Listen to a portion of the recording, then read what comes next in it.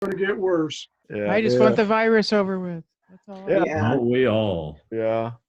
I'm so sick of this. I want Yeah. my life back. Okay. Are we ready to go now? Yeah. You You just go to the bottom there and hit that big green button in the middle that says share screen, and you're on your own there.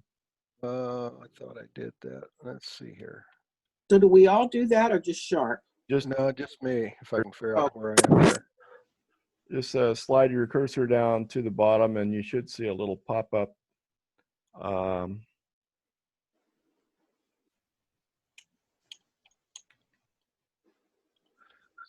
So let's see here. Okay.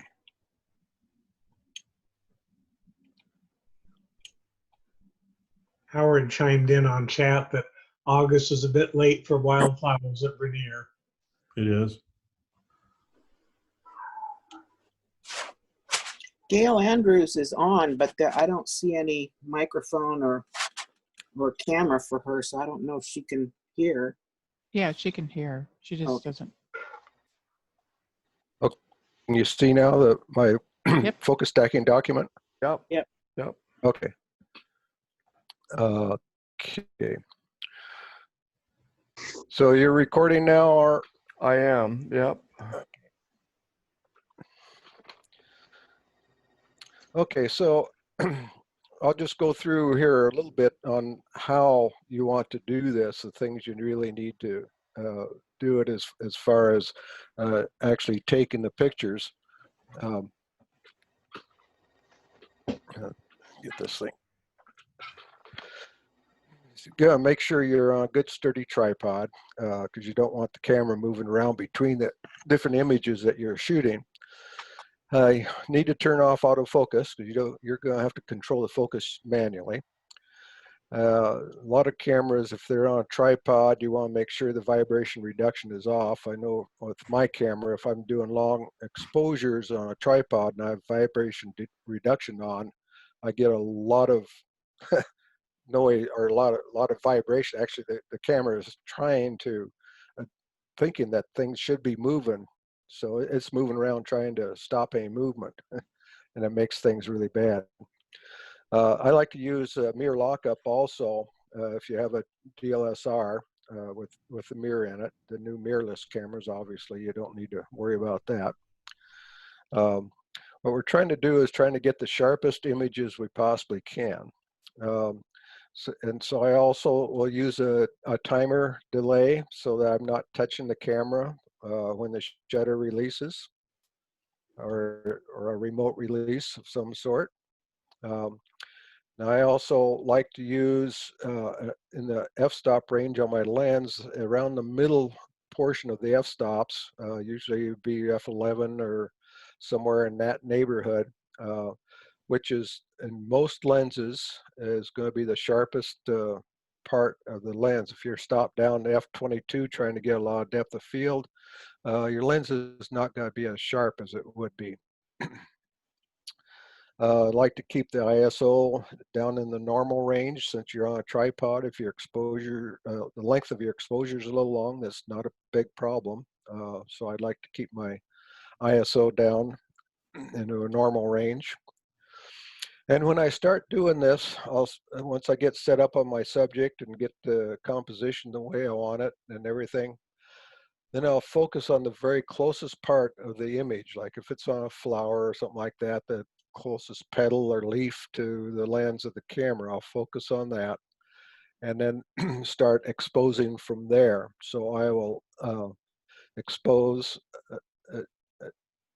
one shot, and then I'll focus, just moving the focus ring just a very, very small amount, and shoot another shot, and just continue doing that until the focus is at obviously the far end of what you want to be in focus of that subject. So you want to just continue shooting all along. Then also on newer cameras, some of the newer cameras, and I'm not sure which ones do. I know the Nikon 850 has a built-in focus stacking function in it, and a lot of the mirrorless cameras do. So there's that function is built in. One of the problems that you can run into with that, though, is that I think in a lot of the cases, the output of that focused stack or that last image that is processed in the camera is a JPEG image. And so then you're limited in the amount of additional editing that you might be wanting to do on that image. There are other hardware solutions also, which I happen to have now and I like a lot, and it's called a Cam Ranger Mini. And this is just a small little device, little computer that you attach to your camera. And it only works on certain cameras, so don't go out and buy one of these things thinking it's going to work on your camera. Make sure that it does before. And you attach it to your camera through the USB port, the mini USB port, and then you turn on the Wi-Fi in your camera. So your camera has to have Wi-Fi, and then you can use either a smartphone, or in my case, I use an iPad with an app, with the Cam Ranger app on it, and you can control the camera then, and you can actually see on, in my case, on my iPad, I can see the image and I can actually focus using my iPad. And so what you do with this piece of software and hardware is you focus on the near subject or the near portion of your subject, and then you focus on the rear portion or the furthest portion of your subject, and then you tell it to start, and then you sit back and have a cup of coffee or whatever while it goes ahead and controls your camera, making all the exposures and focusing for you. It calculates based on the f-stop you're using and the distance and the lens that you have and everything else. It calculates what amount of depth of field you have, and it will then do all the focusing as it's making the exposures. And the other big thing is you need to have patience, and you should have fun while you're doing this. So what I'm going to show now is I'm going to show the post-processing that you do with the stack. I'll show you in Photoshop. I'll show you in Helicon Focus, which I use. There are a number of other software solutions out there that you can buy. And then I won't really go into much of the further processing, but I always do some further processing in Photoshop after I get my final result out of the stack. So Okay. let me ask Yeah, a question real quick. When you load everything into Photoshop, do you stack everything first and then get the final picture and then process, white balance and right? all Yeah, yes, and I'll show that. Okay. Okay, I won't necessarily show the final post-processing after I get the stack processed, but I'll show you how I get all those images into Photoshop and how then I execute the Photoshop stacking software. Sharp. Or functions. Yes. This is Frank. Yeah. Sometimes I've attempted stacking and I kind of realized after the fact that I wasn't taking enough frames. So do you use a tool to kind of give you a better idea of the depth of field that the lens set at a particular aperture is going to cover, so that you kind of know how many frames you need to take in order to get everything sharp? Yeah, then that's a problem. The Cam Ranger that I use, that does it for me, and it does an excellent job, so I don't have to worry about that. But before I use that, when I was doing it myself, just moving the focus ring just a very small amount, I would kind of look in the viewfinder and see what was being what was in focus and how much it was moving as I moved or I rotated the focus ring. But what I end up doing, because it's difficult to really see exactly in here, uh, what if you're doing macro stuff on a flower or something like that, it's a little difficult to see exactly the small area that's in focus when you're using a aperture around f11 or f8 or something like that, where your depth of field is very, very small. So I would normally shoot more than what I thought I really needed.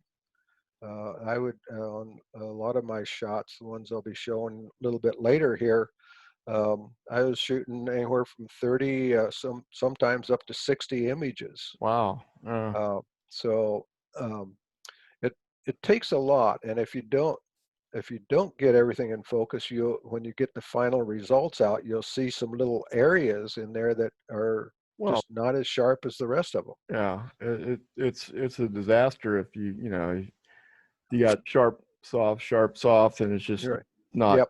the whole object, Yeah. So the rule of thumb I'd use is just take more than what you think. It isn't going to hurt. I mean, uh, Well, that's true. we're not shooting film, so you don't have to worry about the Yeah. cost of film. So and if you shoot 50 images instead of 25, yeah, it's going to take 5 minutes longer to process that stack, but at least you're going to get everything in really sharp focus. Once in a while, I'll look at that. There's a website called Depth of Field Finder or DOF Finder that kind of gives you an idea of what the Right. depth of field would be at a. So Yeah, and I have charts and I have little calculator wheels and so forth that do all those same things, which is good for more scenic type things, but it doesn't work out that great for macro photography, Yeah. which I do. Now, if you're doing the focus stacking on landscape photography, which I'm going to get into later in the program here, uh, then those charts can help you out a lot because your depth of field is greater, and it just does help. Question. Yeah. If you're taking pictures of a flower, do you use live view? Before you got the Cam Ranger Mini, did you use live view and focus that way, or did you just kind of look through the viewfinder and hope that your eyes were sharp enough to see what you're doing? Yeah, it kind of both. I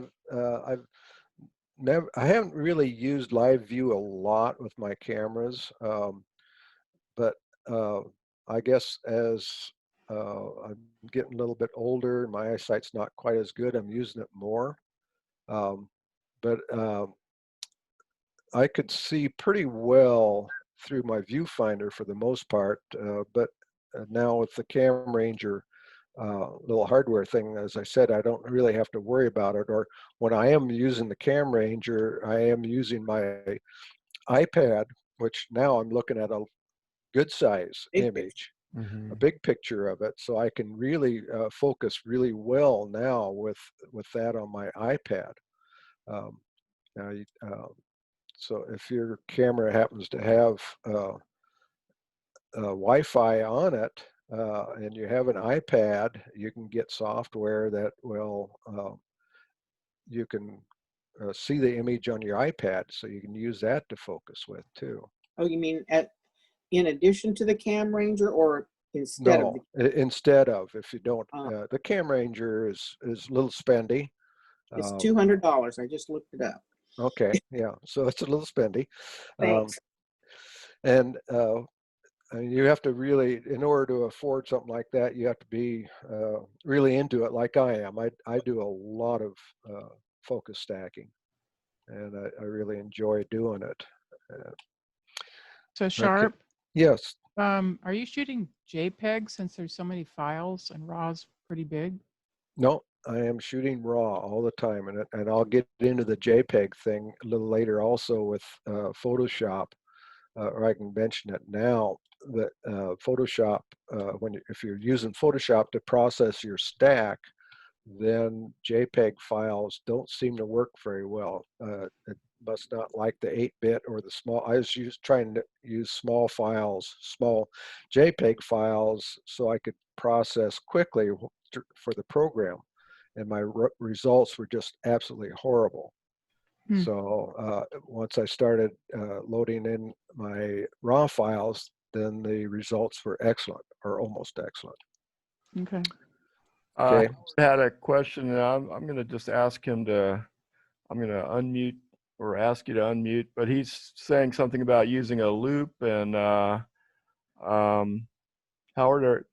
you're unmuted now. You want to? Can you understand me?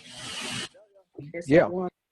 The only way I've been able to successfully focus on a star is with using live view, and then you magnify it either 5x or 10x with your camera, and then use a ground glass loop to magnify it even further. And as you focus, there will be chromatic shift from red to blue, and you kind of have to focus to the point where it's kind of neutral in between red and blue. Yeah, I think focusing on the night sky on stars has some different elements to it than, say, focusing on some hairs on a plant or something like that. Because I guess I haven't had that. I haven't had a need to go that detailed to use a loop or and so forth, or increase the magnification on the live view all the way up. I have, if I am using live view, I may increase the magnification up a few clicks in order to be able to see it better. Okay, any other questions? There's some good questions. Sharp, Yeah, Ray. are the pictures that we see on the screen right now, you have like 17 images down on the bottom down there. Is that the image you're going to be demonstrating? Yes, those are some of the images I'll be working with. Oh, okay. Quick question, large raw or small raw?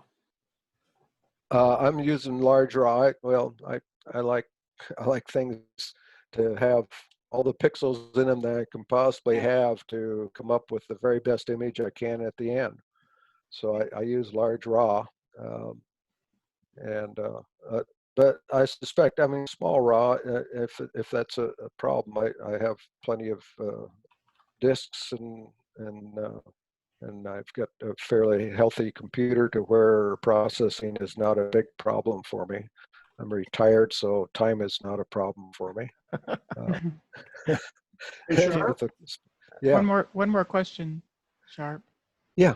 On the focus, I was, I guess, thinking or under the impression that, you focus on, like, say, the front, but then you move your focus point, but you're not moving your focus point at all. You Right. keep it. Okay. Yeah. Good. Very good question, Jan. There's obviously two ways you can do it. I use the focus ring and refocus each time I shoot, going down through the subject.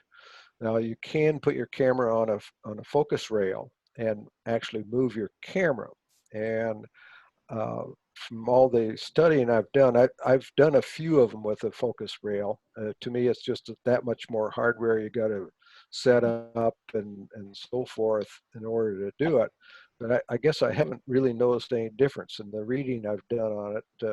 It doesn't really, I haven't found anybody that says one way is much better than the other way. Okay. So you don't move your focus point from, like, to the right side to the left side to the next, like across, like down below, in the middle, across, like No. continually back and forth till you get to the back. It's just one focus point at the beginning and just slight increments. Slight increments right straight down through the subject. Okay. Yes. Got it. Yeah. Thanks.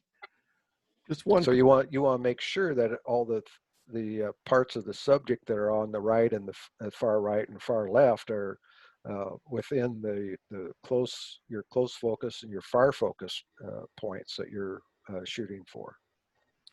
Sharp, I have a question. Yeah, Ray. When you're locked onto your subject, and you're turning your focus ring, does that change the size of the image slightly? Yes, it does, and I'll also show that. Mhm. Oh, okay. Okay. Yeah, so it's and it especially if you're doing macro, it is quite a bit. But Wow. the software takes care of that, knows that that's going to happen. Hmm. Okay, this first group that I'm going to show you, this is the results that we're going to try to get. And I'm going to start off with Helicon focus, just to show you that's what I use. And there's a number of others. I know there's a few people in the club that have Serene Stacker, which is, I have not used it, but it's a good one. If you go out on the web and do a search for focus stacking software, you'll find a number of them. There's another one out there for $50. There's 2 or 3 of them that are free. I don't know how they do or so forth. But if you have Photoshop, and I believe that Elements has the same features as Photoshop from what I've read, but I don't have Elements, so I don't know about that. It would be the newest versions of Elements.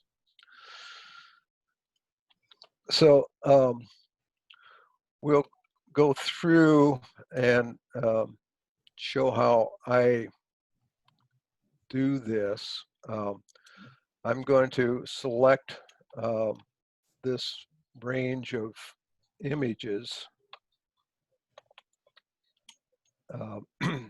So this is the focus stack that I used to make that image, and I'll show this. This is my closest one where I was focused just right on this pedal, which was the closest, or this leading edge here, which was the closest to my lens. Uh-huh. And then these are, hopefully you can see a little bit of a difference each time here. Yeah. The focus is going on back through the image. I see the size is that's pretty dramatic. The size, Yeah. yeah. So this is back to the first one again. So this is what's happening as I'm focusing back through the image. Uh-huh. Okay. So now in Lightroom, and I don't know how many people use Lightroom. I'm a big fan of Lightroom. But I can take this stack now. I've got all those selected, and I can export them to Helicon Focus. You can see here there's 16. It just exported 16 images to Helicon Focus. Okay. So over on this side here is those 16 images here that is in Helicon Focus. So we're in Helicon Focus now. And those went over pretty quickly because they are small JPEG files. And I made small JPEGs so that although Helicon Focus does process extremely fast, even my large RAW files. But once you get them all over here, you just go down and click this button that says render. And now it's going through and it built that image. And if this was large RAW files, it would have taken about 3 times that long, 3 or 4 times that long. That took about 1 second. It would have taken 5-10 seconds to do it. So this is now the whole thing all in focus. So you can see that everything is good. We don't appear to have any artifacts sitting around anywhere. So it did a nice clean job of it. Okay, in Helicon Focus, you have a number of different methods that you can use. And I won't go into those because I don't really understand them myself. I found a method that seems to work best for me, although once in a while it doesn't work real well. So I'll try one of the others and it'll work a little bit better. And don't ask me why. Just the number of images, how much depth of field in each image, and different things like that can make things a little bit different. So this then would be what you would get out of Helicon Focus. You could go up and you could save the file then out to where you want it, name it whatever you want, and so forth. So since I'm not going to save that since I've already have done it. So this then is that image. And as you can see, it's all pretty much in focus. Those highlights on the droplets there with the light shining from behind, they look a little fuzzy, but they are good and sharp. Another question, after you stacked everything and processed it, do you just save the final result and then delete all of the stacks to save space, or do you save them all? Well, I save them all. Well, that's not quite true. On something like this, I may have shot maybe 3 or 4 different stacks, because this happened to be outside and there's a little bit of a breeze here and there.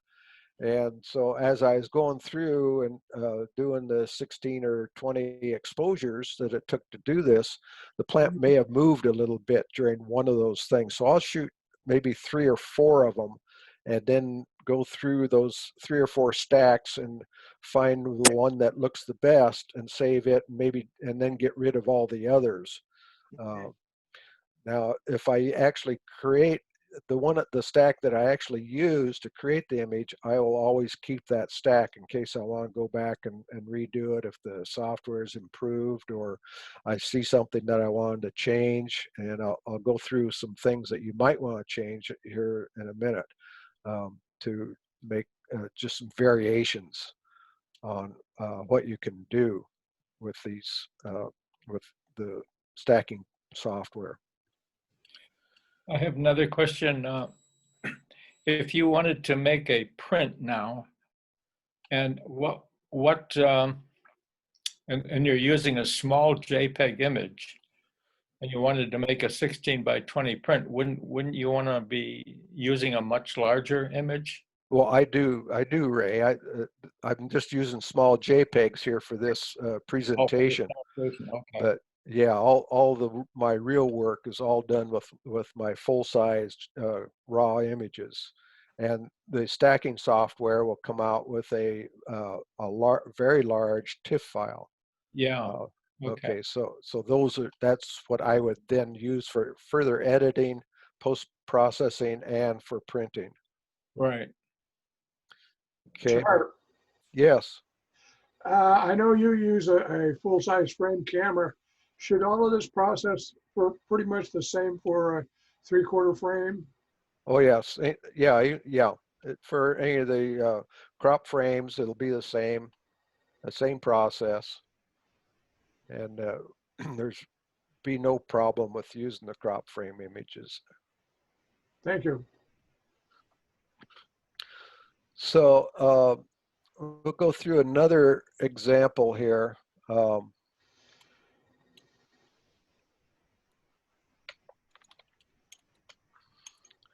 So this is another stack, and again, I made just some small JPEG files of this, and so I'll send these over to Helicon Focus. Just export them to Helicon Focus. And this one has 35 images in it. So there's 35 images. This is the very first one. You can see I'm focused here on this part here on this first image. And then these are all the images in the stack over here. Sharp Okay. files say TIFF. So are they TIFFs or JPEGs or something? It converted them to TIFFs because it doesn't want to work with JPEGs. Oh, okay. All right. but they're going to be small TIFFs because it was small JPEG. Good So job. and Frank, I guess I hadn't noticed that before, Uh, but what it did, it converted them to TIFF. So because I'm sure it wants to work with a 16-bit file rather than an 8-bit file. right. Okay, so 8-bit. go ahead. You, Yeah, you can't turn an 8-bit into a 16-bit without losing something, right? I mean, it's not like an original 16-bit to start with. right. Yeah, but it's going to create those extra That's bits in there somehow. It's going to manufacture them. Okay, so we'll render this now. So it went through those 30 some images that quickly. But again, these are small TIFF files. If I'd fed the large ones in, that may have taken maybe 10 seconds to do rather than 1 second or 2 seconds. So this is now that image. And again, you can see that it did a pretty good job. There's a little bit of shadowing down underneath here, which I would take care of in post-processing. And a little bit in this area here and down in through here. So those types of things are pretty easy to take care of in post-processing. Did somebody have a question? Okay.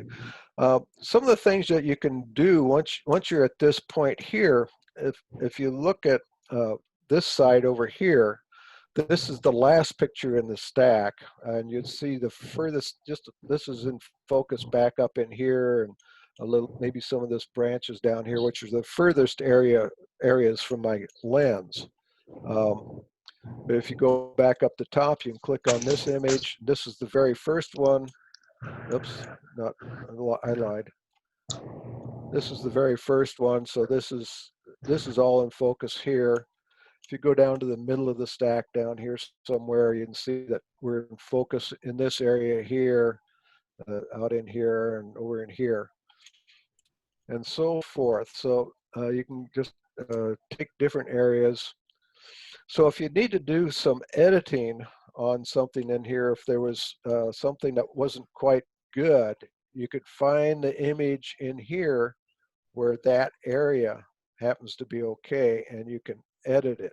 Or another thing I do is, if I really wanted to make this look more like a selective focus, where I wanted this all in focus and maybe part of this, but I'd want the leaf and some of this other stuff all out of focus, I could come back up here to this image here, which all that other stuff back in here is out of focus. And I can go into retouch here, and now I've got a brush, and I can make the brush any size I want. I can make it larger or smaller. And I can then, if you look on the left side, you can see that it's going to be showing you where you're going to be painting on, and then you're going to paint over here. So I can paint out all this stuff that I don't want in focus. Oh, Obviously, I'm doing this a little bit quick, but all this stuff that maybe I don't really want in focus, I can just paint it all out, and now I've got a selective focus image. Okay, so that's just another thing that you can do. yeah. And you can do any parts of it. I mean, if all I wanted was just this one in focus, I could find the images over in this stack that it's in focus only and fuzz out everything else. Or if and so any more questions on this before I leave this? Were you using your softening tool to make it No, soft? what I'm doing is I'm copying from the left image over here. If you can see the Oh, circle on the I left image, okay. I'm copying that over onto the right image. I see. The Okay. right image is my final image. The left image is one of the images in this stack, Right. of one of the ones that only has a very small amount in focus. Okay. Okay. Yeah. Got it.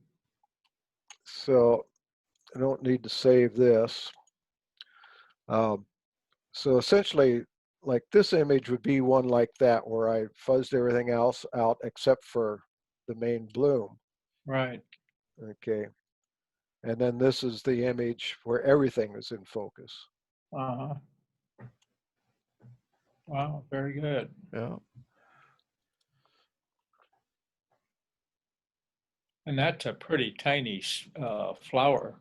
Yes, that flower is only at most 3/8 of an inches across. It's just a Yeah. bloom off my pear or my flowering pear tree. Okay.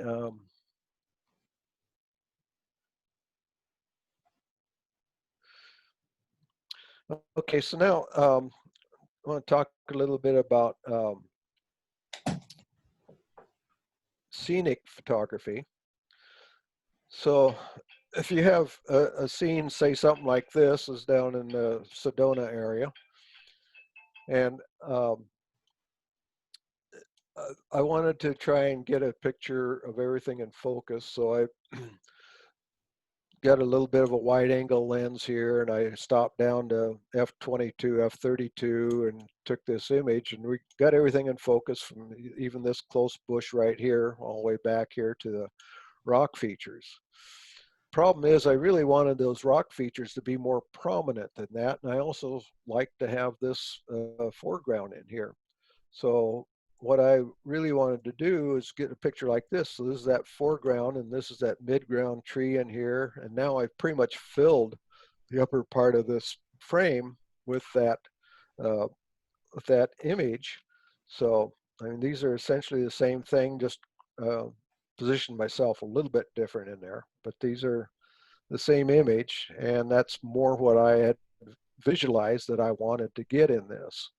So what I did then is I backed off a little ways, and this was probably shot at about 50 millimeters, and I took my zoom lens up to about 100 millimeters, and I backed off a little ways, and then I took an exposure focusing on this, and a second one focusing on this, and a third one focusing on this in Okay. order to get this. So this is in nice critical focus. This is, and this is. Then I have enough depth of field then from here up through here, and I brought my f-stop down to about f11 or 16, and well, actually f8, and shot it then so that I was getting the sharpest part of my lens to take advantage of it, so I can get a good sharp image all the way through. So that's where I think that focus stacking works really well for scenic photography. So I'll do a demonstration on that. So this is a final image here that I got, and you can see that we're in good focus here. This tree right close, and the far stuff is all in pretty good focus. Uh-huh. So if we go back out here, and so this would be the image that I focused on the tree, Right. and then this image I focused on the midground. I focused somewhere out in here, and then this image I focused back here on this. Uh-huh. Okay, so if we take those three images now, and I'll show you. Hey, I'll show you. Sharp, Yes. could I request that everybody mute themselves, please, so we don't hear others other than you speak, unless they have Okay. a question? Yeah. Because I'm hearing like phones and then people kind of butting in or talking and stuff, and I just kind of like to concentrate on you. Oh. Okay. Yeah. Good. Maybe Frank could mute Yeah, everybody. I can just mute. Yeah, because I just keep hearing people talking or little bits of Yeah. noises or something. Yeah. Oh, yeah. Thank you. Good idea. Sorry. Okay, so now we'll go into Photoshop now. I'll show you how to do these if you have Lightroom. You can select the images, the stack that you want. That's these 3 images. The middle one here is the final one, but these 3, this is the close focus, the midground focus, and the background focus image. So I can then go into edit in and edit open as layers in Photoshop. Okay, so it's going to open these 3 images in Photoshop as layers. So we're over in Photoshop now. This is the first image, and you can see it's building the layers over here on the layer palette.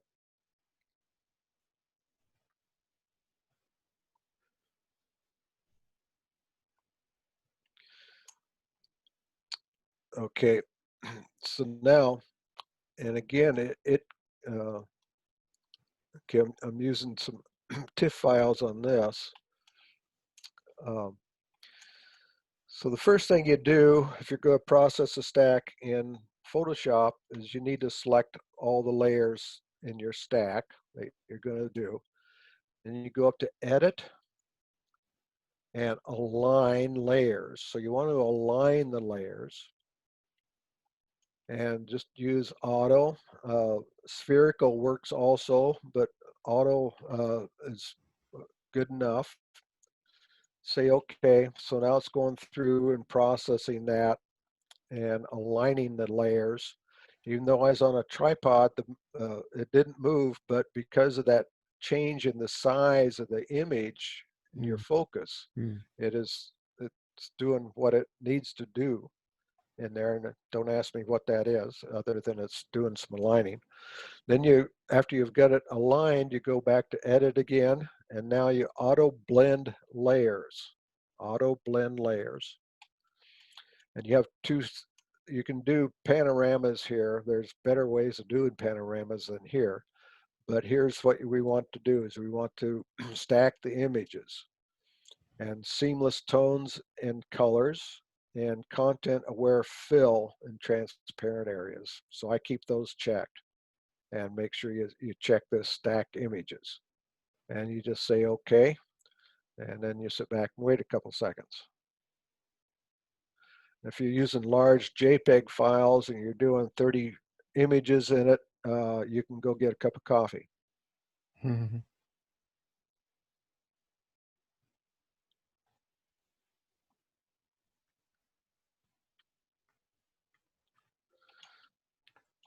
Okay, so here's our image. And you can see this is good and sharp here. And the close tree is in focus. The midground all looks good. So that is now the focused image. Now there's, I'll talk about this a little bit later. There is a problem up here on all 4 borders of the image. There's some soft areas, and that has to do with that image getting smaller and larger. So I already have the final of this, so I'm not going to save this. So this is then the result that we got out of that. This is Frank. If anybody has questions, you can either unmute yourself or just chat me and I'll unmute you. And I got a question. Do you always have to use a tripod, or can you ever hand hold if the conditions are really good?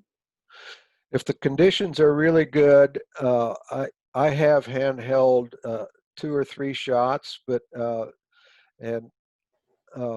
what I've done in that case is I'll brace myself really well. In fact, normally in fact, I've done it out here in Monument Valley.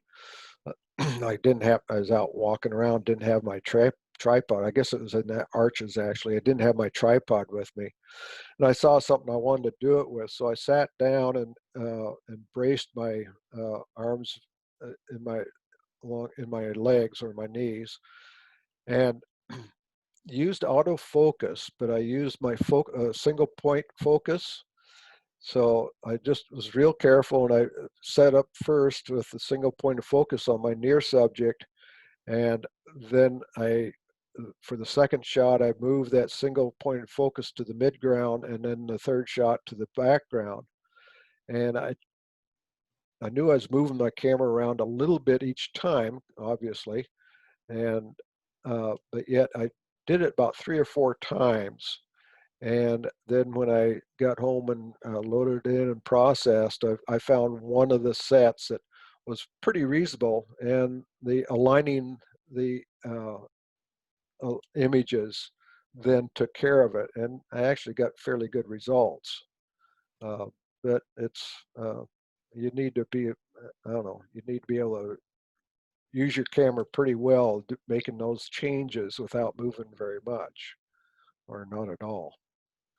But yeah, that's a good question.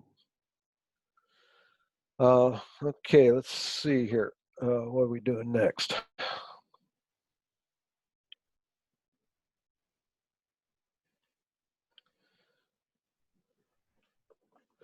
Okay, another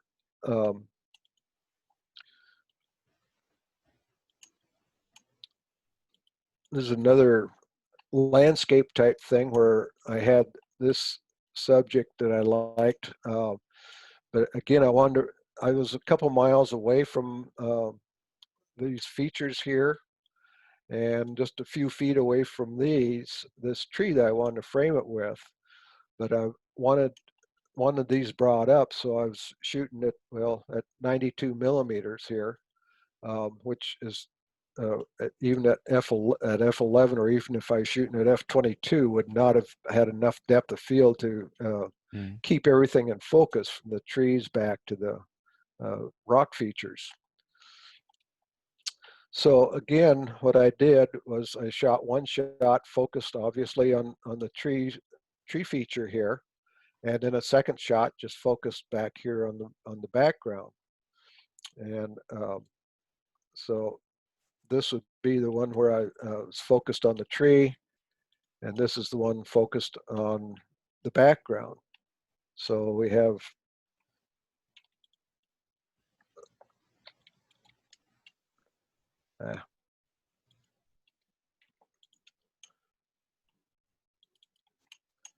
so again, we can see the difference between these two images. You can see the difference in size. So that's why we need to align, or why Photoshop wants it aligned. So we can take these 2 images here, and we can take them again into Photoshop. So we edit, open as layers in Photoshop.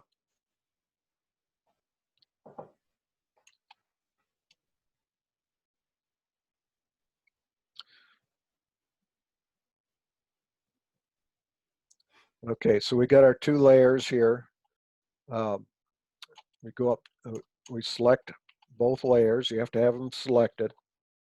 So both of them are selected. Go to Edit, Auto Align, Auto, OK.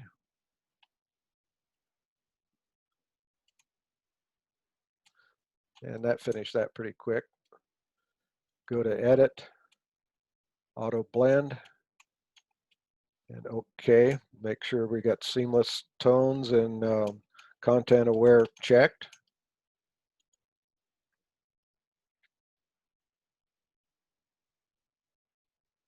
And now we've got image that the trees in focus and the background's in focus.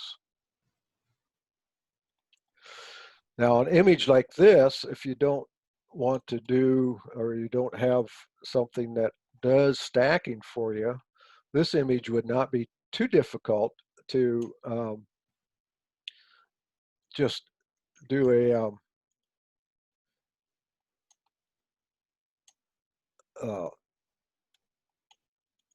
if we put those back in, let's see here.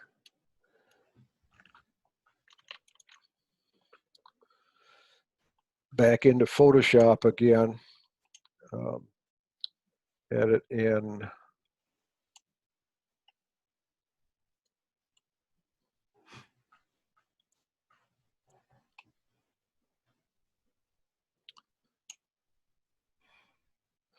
For those that like to use their own masks and so forth, you can put a mask on each of these. You can invert them, invert this, and then you can use a paintbrush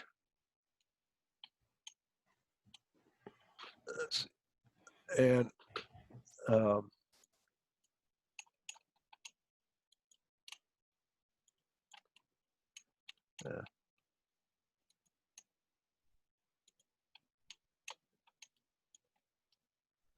paint in what you want for this image, and then you can go to this one and paint in the tree trunk. Obviously, I'm just doing it quickly and so forth, but if you get the idea, you could do it yourself without the software doing it, just by doing the painting yourself, the sharp parts that you want on each of the images. That's, to me, not the best way to do it. The other thing that in Photoshop, if you are bringing your images in from somewhere else other than Lightroom, you can go to File, Scripts, and load files into Stack. And then you go out and you browse and find your files that you want to load into a stack. So you could take, say, this set of files here, and now it'll build those. Now this is going to take a few minutes because those were large raw images. Well, Sharp, now that you've used Photoshop and Helicon, I mean, since most of our members don't have, Helicon or Cyrene, you see any real disadvantages to using the Photoshop stacking as opposed to Helicon? No, I really don't. I was pleasantly surprised after I finally figured out how to use it. What I was trying to do initially to make things go faster, I was trying to feed it the small JPEG files. Right. So you wouldn't have to sit here like we are right now, watching the little thing go around. And the Photoshop just did not like the little small JPEG files. I was getting horrible results. So I was really disappointed in Photoshop for stacking. And then I started doing a little bit more research because I'd read that there were people that were saying it did a good job. So I did some more research and finally got a little frustrated and just fed it a few large files like this, and it came out with just excellent results. So I would say anybody that is interested in doing some stacking, don't go out and spend the money for Zerine or for Helicon Focus or any of the others. Just use Photoshop. Now, if you don't have Photoshop, maybe Elements, from what I read, I think Elements has the same features. But if you don't have those, then there's some free software out there if you go out on the web and look. I haven't used any of it, so I don't know what it does. Just an interjection on that subject. Yeah. I have one called Affinity Focus that came from Britain. Okay. And they get $50 for it unless it's on sale, and then it's less. Good. And it works very well. Okay, good, Bob. Thanks. Affinity. Affinity is an editing software. It's not a dedicated stacking software, right? No, it isn't dedicated stacking. It Okay. virtually duplicates the functions of elements, and then but it does have stacking. It has stacking for both focus and exposure. Exposure. Yeah, I read up a little bit on it. It sounded like a pretty good piece of software. Works. Yeah. Okay. So I'm going to go through a few things here and just show some examples. This is one I just did the other day. I picked this flower out of my garden and brought it up into my office area here where I've been doing some of this stuff. And what I set this up about 5 feet from my window, and this is just window light on a overcast day, bright overcast day. And that's my only lighting that I use for this. And this was probably about 15 shots focused in here and then just right on through back into the backside down in here. So, and it was just another item that I wanted to do. And then these two uh,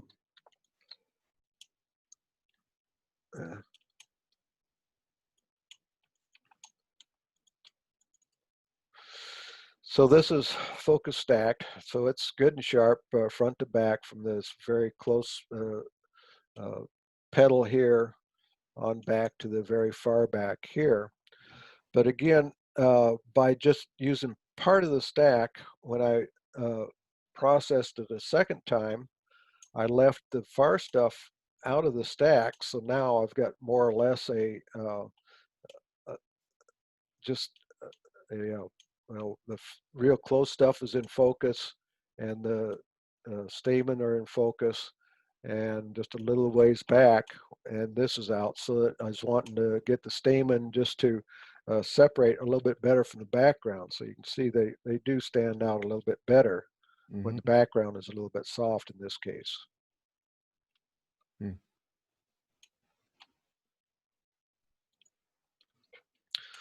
So I'll just show a few examples and then talk about a couple other things that I do as we go through these. But this would have been about 30 or 40 exposures from back here all the way back into the dark area back here is in focus.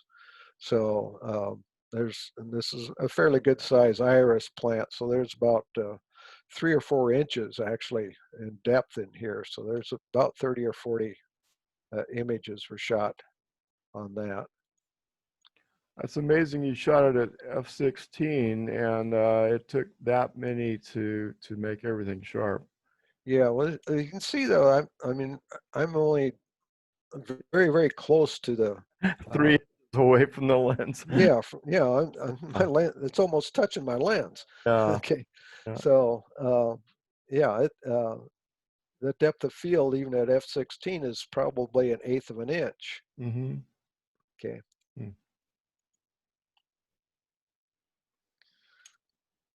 So these are just more. I mean, I'm right close up here, and as you can see, I like to put water on most of my images. I think it just dresses them up, gives a lot more pizzazz. I think more interest. And in this case here, this only took a few images because I was further back, and so I probably had maybe 5 in here is all. So my depth of field would have been much greater. And here I just had 3, I think, one at the leading edge of the knife and one in here and one back in here. And again, this was just with that window light, just one light source, a large window.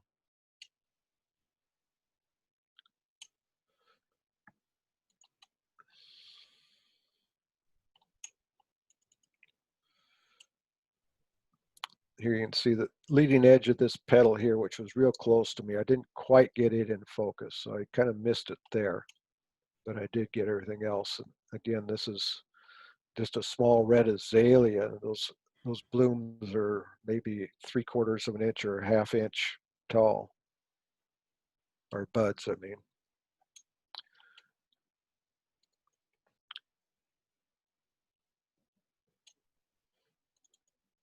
This was an interior, a dark area, and these, I think I shot 2 exposures, one in here and one in here, but they were about 10-second exposures because it was so dark in there. Even jacked the ISO up a little bit. Uh, Again, for any types of this stuff and industrial stuff like that, you can use focus stacking on that. I use it a lot on a lot of different things. I use it here.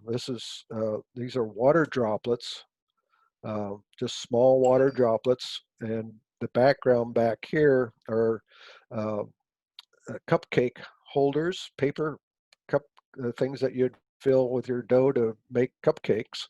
I flattened them out and laid them down on a glass down below and just put my light on those cupcake holders only. So there was no light on the droplets, water droplets, and then they acted as a lens.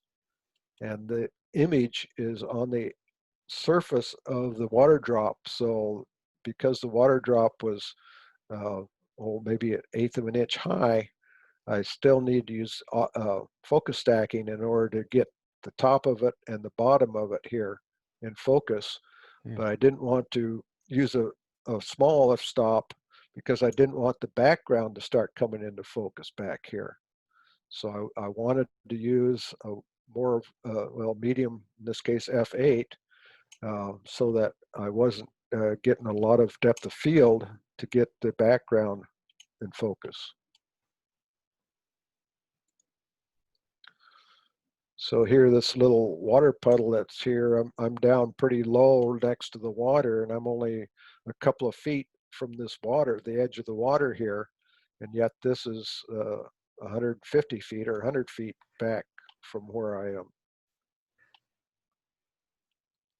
So I focused in this area here, I focused back in this area, and then focused on this. Even though I was at f22, I still didn't have enough focus because I was so close, just a couple of feet, and back here was 150 feet. I'm sorry, how many frames did you use on that? I believe I used 3. So it would have been on here, and then a mid-ground one, Right. and then back in here. Now, I may have been able to do it in 2, but as I say, because I was f22, as I say, I like to overdo it rather than underdo it, because if I didn't get enough of them, then to go back to arches again to do this over again, Not gonna happen. yeah, not going to happen. So in this case, maybe I've even shot 4 of them just to make darn sure. I mean, 1 or 2 more extra images isn't going to hurt me any.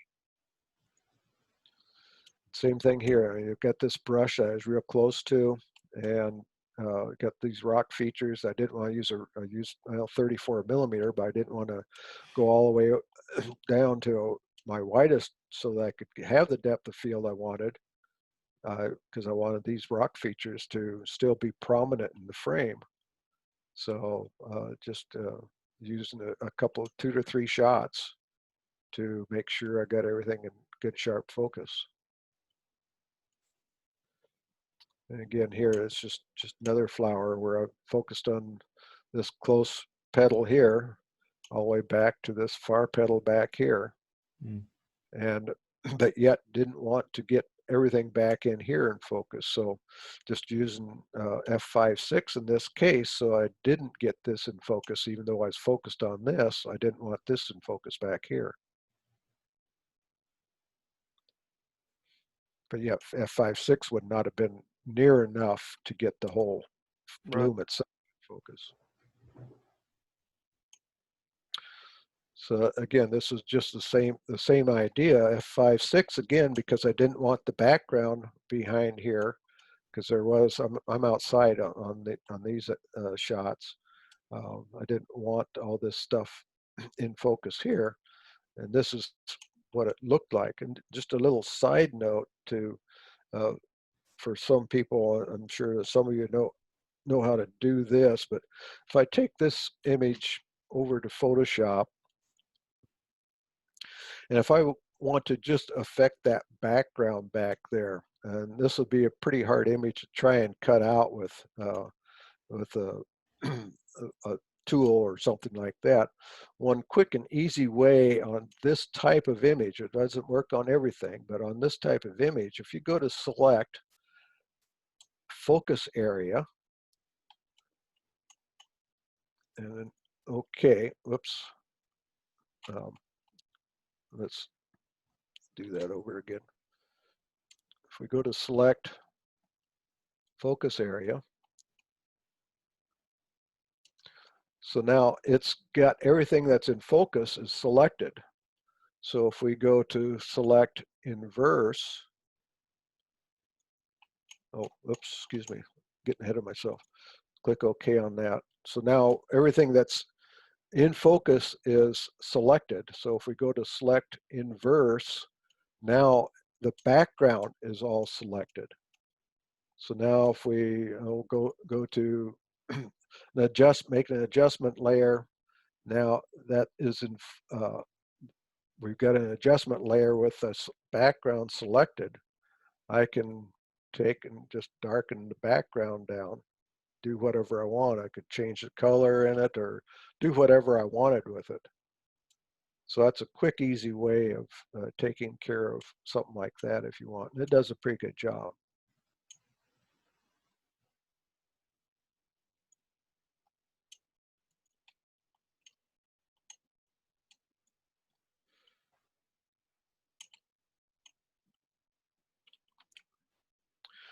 So these are just some more examples of some of the things I've been doing. Some of these, a lot of these now I've been doing up during the COVID, especially since I can't go out different places and do stuff. I'm doing a lot of this out of my yard or in my office from my yard. This was taken on one of our field trips. This was one of our field trips too, out to the gardens with the water flowers. Hughes water. Hughes Water Garden, yeah. So this was a little unique in what I did here, because I wanted these flowers in here and the waterfall obviously. The flowers were moving around a little bit. There's a bit of a breeze. So first I took one shot, focused at back here on the waterfall, and it's just a slow shutter speed to get the water to the way I wanted it. And then while I was doing that, the flowers are moving around a little bit. So then I took a second shot, just focused on the flowers and a higher speed in order to stop any motion that they may be doing. And then use the focus stacking software to blend those together. And I had to do a little post-processing because the first shot where it was a slower speed, the flowers were moving around a little bit in here, and I had to get those out of there. So there's another case where I took care of the background, which in this case was very, very busy. And this was outside. This was another time that I was out with a few of the camera club people. And this one too. And this is kind of using the same technique to take care of the background, but yet this was focus stacked in order to get everything in focus. This one was also, because some of these things are real close. And when I was shooting this, because the background was so bad, I wanted to use f5.6 to make sure the background was not sharp. And so that I could do this, and or the background just wouldn't be that bad if it was out of focus. And just some more, just a little scenic. This was in Yellowstone, one of the little streams going through with a lot of stuff in it, and this interesting little stump with a plant growing on it I kind of liked. But I wanted to get everything in good sharp focus, so this is and see, I use this 82 millimeter, so I was bringing this in quite a bit, and my depth of field was not that great. And again, in Yellowstone, this is a smaller area. I mean, it's well maybe 10 feet from here back to here, but at 70 millimeter and as close as I was, I didn't have enough depth of field, so I shot a couple shots in order to make sure I got it all in focus. Okay, let's see here.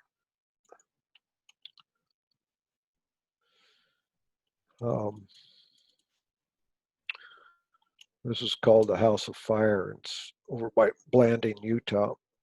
But again, this was a couple of exposures. Even though I was at 44 millimeter, and f6.7, it didn't have a lot of light in here. So and this ceiling was pretty low, as my head was almost touching it here. So this was really close to the camera up in here, and then these features were back here a little ways. So again, I used focus stacking of probably about 3 shots, one up in here and one in here and one back in here, to get everything in focus.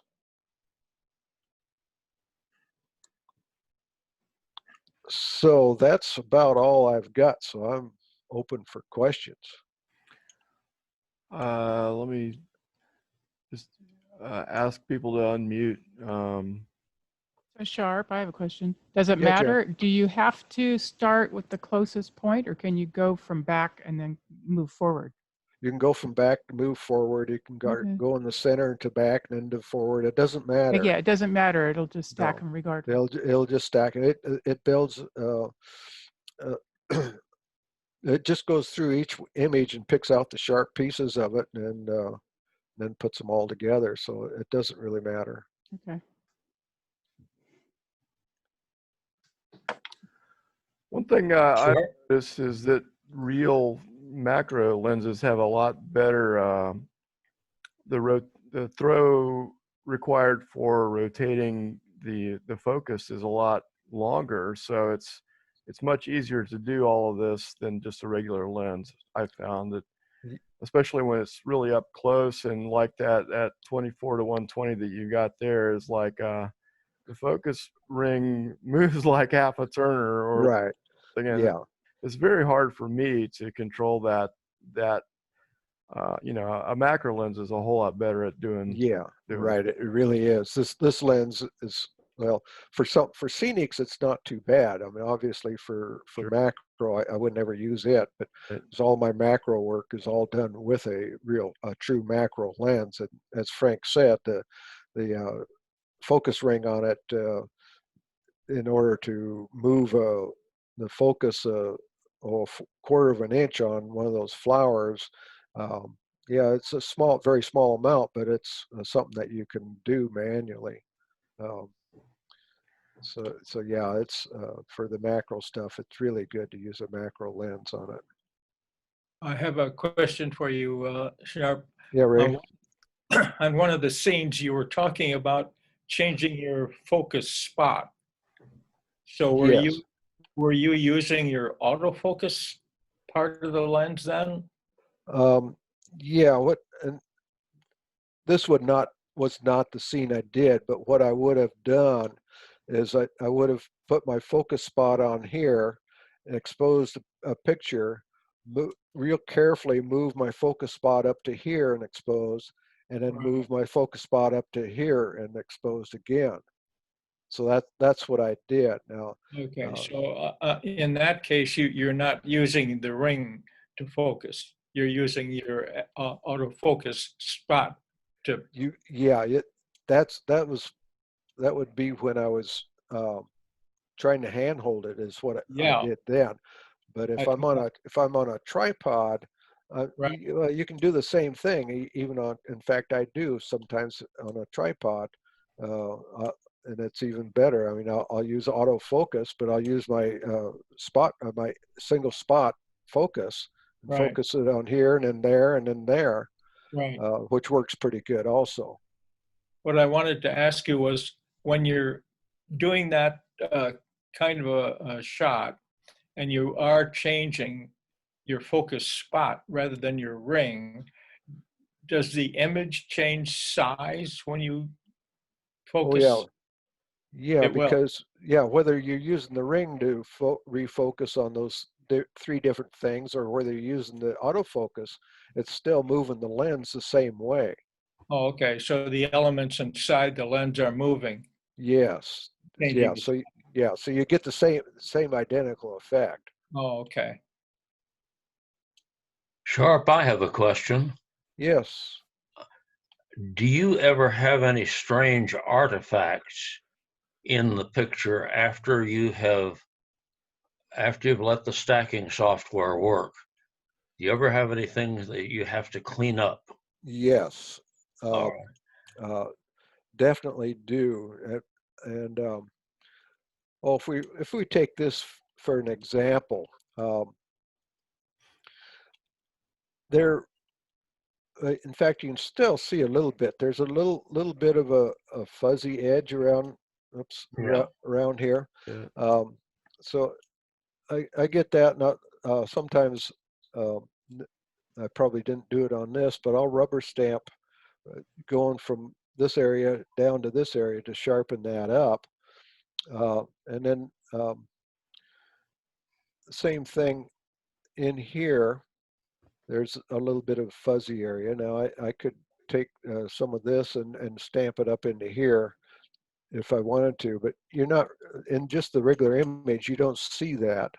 You have to look really close or blow it up quite a ways to do it. Now, if I'm making a 16 by 20 print of this, then yes, I'd go in and I'd clean that up. Now, Yeah. there's also some cases where with Helicon software, I'll get a little bit of a halo around here sometimes. That's And what I'm talking about, is a yeah, true something that wasn't there picture. right. Yes. Okay. And so I would go through and clean that up also. And uh, the light halo around there, um, what what I would do with that in Photoshop is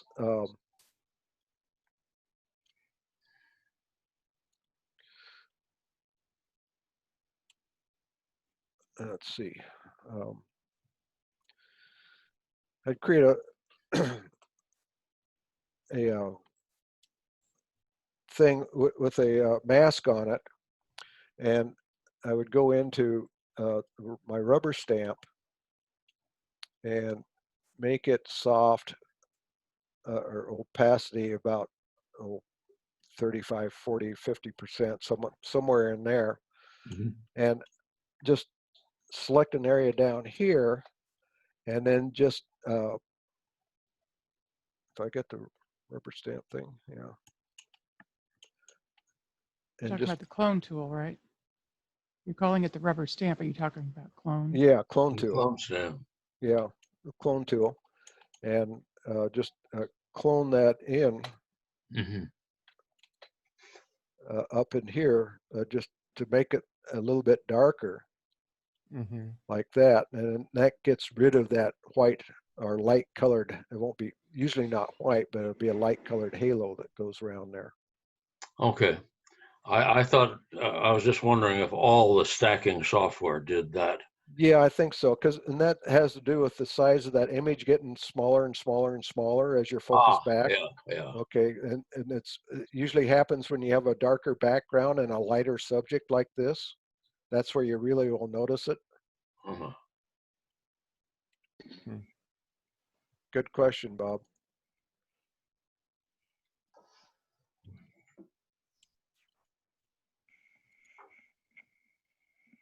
Any other questions? Very Oh, good. yeah. Anybody got a good joke? Nope, just got to go out and experiment now. Okay, Try well, to do it myself. well, I hope some of you do go out and experiment and have some fun with this. I really enjoy doing it. That's great. When Appreciate do you it. have time to garden like that? So my question. I'm retired. We all got time now. Yeah. Yeah. Very good presentation. And some Thank you Okay, beautiful for- thank you. pictures. Thanks Beautiful. for the information. It was good, Sharp. Thank you so much. Okay, good. Thank you. I'm gonna Stay safe, everybody. You Quick, too. All quick right. question for Frank. Did you Later. Bye. did you record this whole thing, Frank? good. And this last question is being recorded right now as we speak, Sandy. So Uh-oh, bye. so if we wanted to see it again, would it be on YouTube or where would it be? I'll get Doug or John or something to post it to YouTube. Okay, it was very, very good. I mean, very good. Sharp had lots of useful tips and stuff. Yeah, So it was yeah. really nice. Well, thank you again, Sharp, and thanks for Okay. coming. Bye, Yes. everybody. Bye.